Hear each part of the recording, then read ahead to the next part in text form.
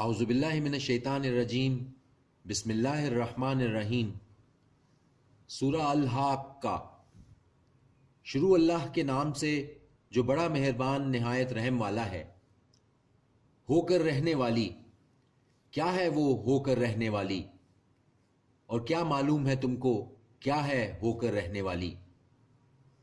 جھٹلایا سمود اور عاد نے کھڑکھڑانے والی کو، سو سمود ہلاک کر دیے گئے بڑے زلزلے سے، اور رہے عاد تو وہ ہلاک کر دیے گئے ایسی آندھی سے جو نہایت سرد طوفانی تھی۔ مسلط رکھا اس نے اسے ان پر 7 راتیں اور 8 دن مسلسل۔ تو پھر دیکھتا ان لوگوں کو اس میں گرے ہوئے جیسے وہ ہیں تنے کھجور کے کھوکھلے۔ پھر کیا دیکھتا ہے تو ان میں سے کسی کو باقی؟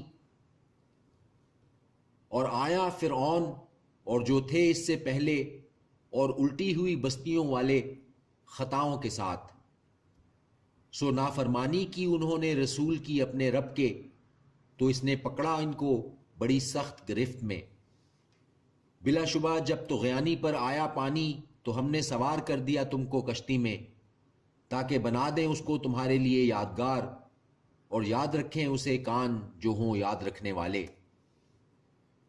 پھر جب پھونک مار دی جائے گی سور میں، ایک پھونک یک بارگی، اور اٹھا لیے جائیں گے زمین اور پہاڑ، پھر توڑ پھوڑ کر دیے جائیں گے ایک چوٹ میں، تو اس روز ہو پڑے گی ہو پڑنے والی قیامت۔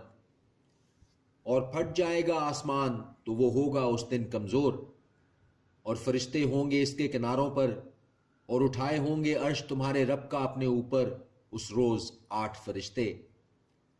اس روز تم پیش کیے جاؤ گے، نہیں چھپی رہے گی تمہاری کوئی پوشیدہ بات۔ سو جس کو دیا گیا اس کا اعمال نامہ اس کے داہنے ہاتھ میں، تو وہ کہے گا کہ لو پڑھو میرا نامہ اعمال۔ بلا شبہ مجھے یقین تھا کہ مجھ کو ملے گا میرا حساب۔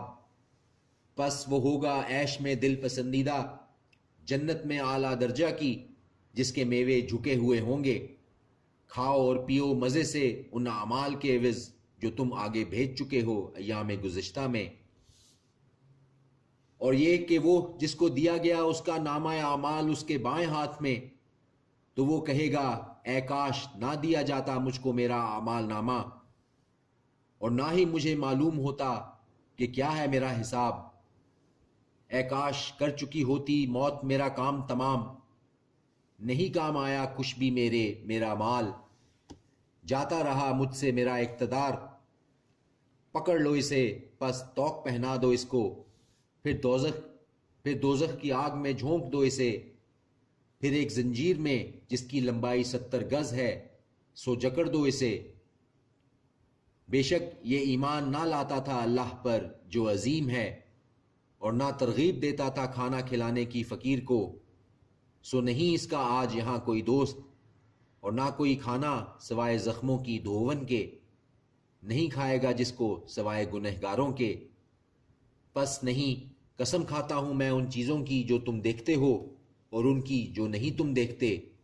بے شک یہ قرآن قول ہے ایک معزز فرشتے کا پہنچایا ہوا، اور نہیں ہے یہ کلام کسی شاعر کا، بہت ہی کم ہے جو تم ایمان لاتے ہو۔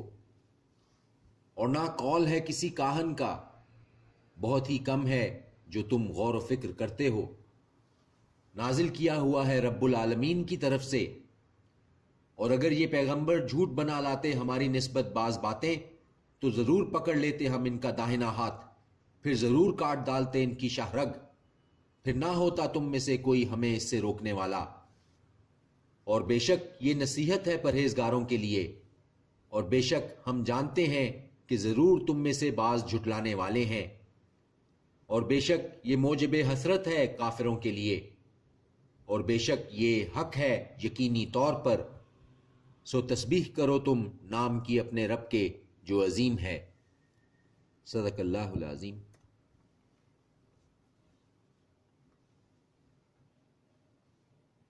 اعوذ باللہ من الشیطان الرجیم بسم اللہ الرحمن الرحیم۔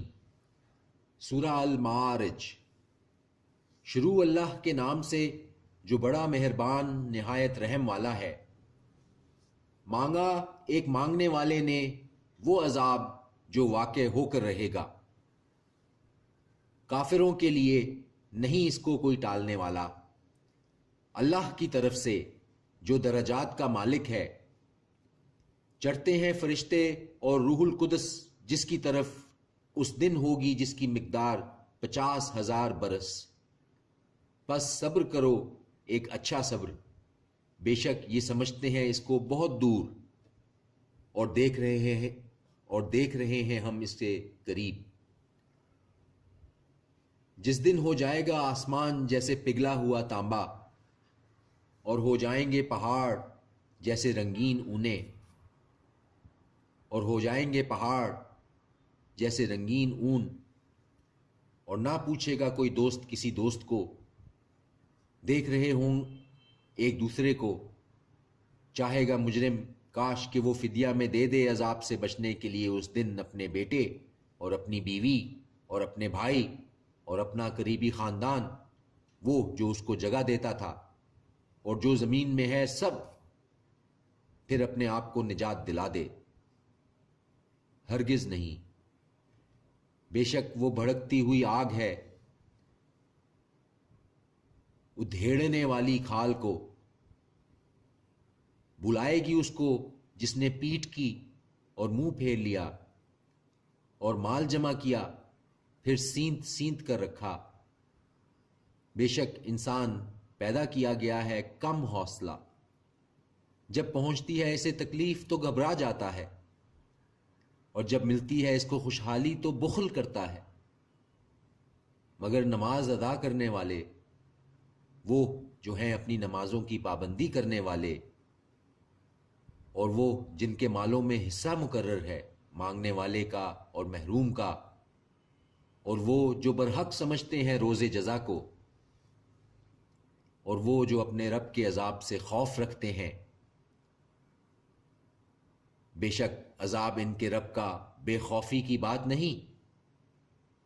اور وہ جو اپنی شرمگاہوں کی حفاظت کرتے ہیں مگر اپنی بیویوں کے یا جو ملکیت ہے ان کے داہنے ہاتھوں باندیوں کی، تو بے شک انہیں ان کے پاس جانے کی کچھ نہیں ملامت۔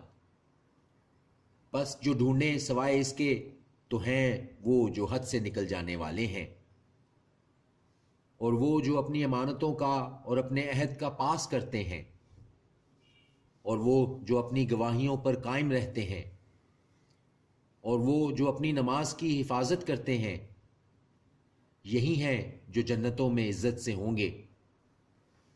تو کیا ہوا ہے اے نبی ان کو جنہوں نے کفر کیا کہ تمہاری طرف دوڑے چلے آتے ہیں، دائیں جانب سے اور بائیں جانب سے گروہ در گروہ ہو کر؟